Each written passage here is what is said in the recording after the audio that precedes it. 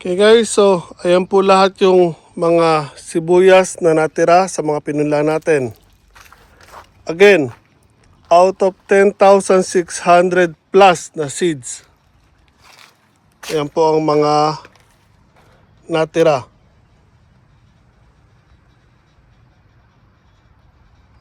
So again, 60 to 70% siguro, mahigit, ang nawala or namatay sa mga ipinunla nating buto. So yan yung mga lumabas sa ibang tray, binunot ko, tinambak ko na lang dito. So hindi lahat sa kanila ay may tatanim natin. Tulad nito, sobrang payat pa rin yan. So most likely mamamatay yan pag tinanim natin. Yan, mga hindi pa rin po sigurado yan.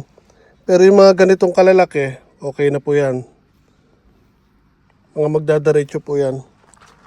So, ayan, kung makikita nyo may mga sibuyas na rin.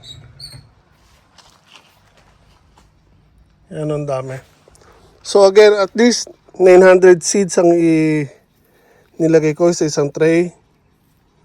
Ayan, mga bakante po yung karamihan sa kanila.